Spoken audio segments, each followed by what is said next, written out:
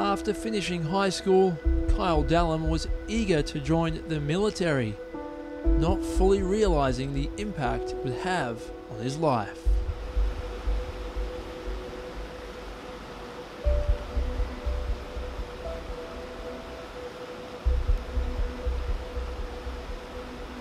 When Kyle was 18 years old and a military recruitment person came to the school and he came home all excited that he wanted to join the military, I wasn't sure that that was going to come to fruition.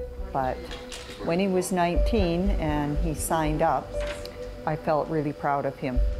Of course, you get sucked into the romance of things. It's very much just, you have no idea what you're getting into, but you know, there's this exciting idea.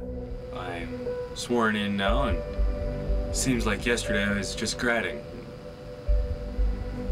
I don't know what to really say, but I hope everything goes well for you and whoever's watching.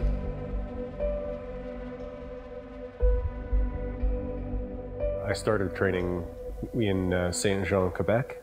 And then I went and trained through the regiment at Petawawa. There is a lot of psychological kind of rebuilding of your character. They need you to function under stress. So you are reprogrammed to a sense. Dallum served as a combat engineer in the Canadian Armed Forces from 1999 to 2002. In 2001, he started a 6-month tour of Bosnia, in which he was exposed to both physical and psychological trauma. When he came home from Bosnia, in a big sense, I didn't recognize my son. He was so withdrawn and very angry, mostly sad. There's the saying where you can never truly go home again, and I experienced that in the absolute. I didn't know what I was supposed to be doing. You know, I would go from job to job to job to job. I was self-medicating, trying to function in a world that I didn't fit into and didn't quite feel like I understood. When things got to their worst was when he shared with me how he had figured out how to end his life. And that was a really difficult time, because in those days I would creep into the bedroom in the morning not knowing what I was going to find. What they didn't realise at the time was that Dallum was suffering from post-traumatic stress disorder, or PTSD. PTSD is caused by somebody experiencing a traumatic event. Our brains are, they're information processing machines, and they're trying to figure out what it is that just happened and make sense of it. And so what the mind will do in an attempt to make itself feel better is it will keep throwing back that information to the person. Re-experiencing type phenomena are almost always present with PTSD and are very disruptive and unpleasant, and sometimes can take up, you know, all day and all night.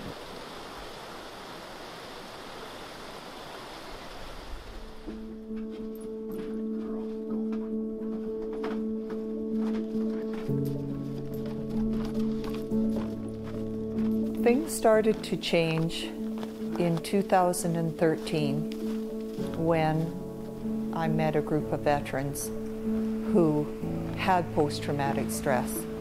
And I could see my son in all these men. As I got to know them and understand what was going on with them, there was no looking back. My mom actually got the information about that there was this help that I had no idea about. You know, on the outside I was very hesitant, but there's a piece of me on the inside that at that point was incredibly excited.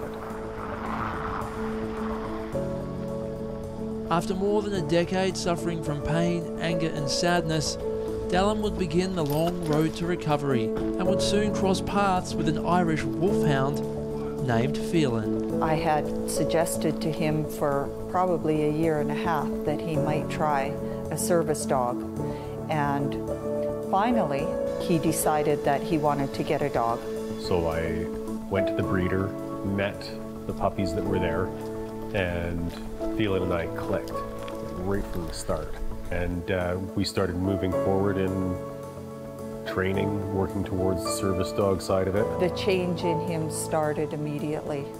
She was such a companion, and she could reach him in ways that nobody else could. Service dogs are becoming more and more common in working particularly with soldiers and first responders with PTSD. When a person is having those re-experiencing phenomenon that we talked about, so flashbacks and nightmares, dogs can be trained to get involved and try and distract the person out of that.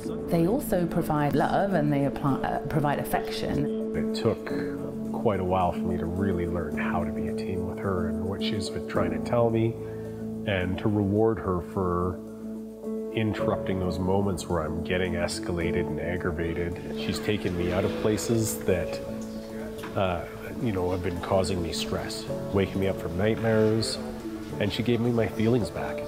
Before I had her, my feelings were very mixed up. He's much more calm, and if anything triggers him, he'll go right to her if she hasn't reacted to him first. And it's amazing to watch them work together.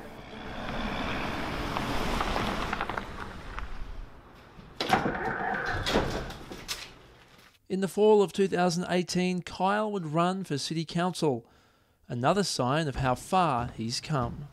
I started to attend council meetings to see what it was about, to see if it was something that I would be able to do, if it was even probable. And through sitting in on council, I decided I needed to have a voice.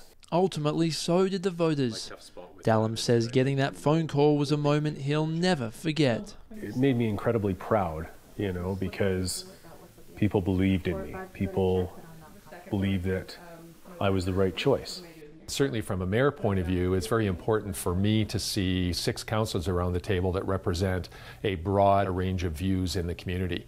And certainly Kyle brings a unique set of experiences and views that I think will be extremely beneficial for this council. There was a time when he didn't go out anywhere that he didn't stand with his back against the wall.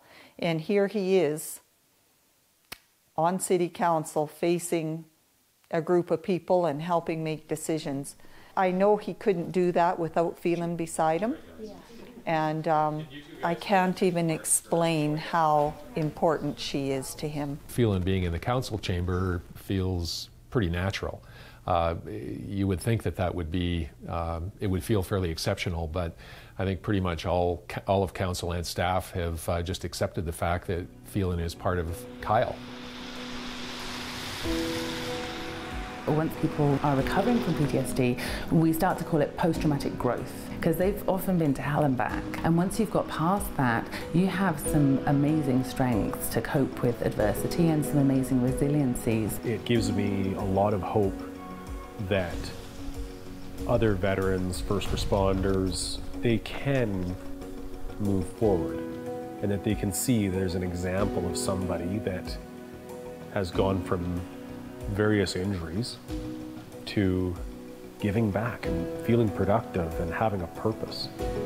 While he's come a long way already, Dallum acknowledges that the battle continues. Those challenges will be there, and some days they're really hard. For myself, my purpose now is to give back, and that gives me kind of a mission to work for. A mission that he'll carry out with his 4-legged friend by his side.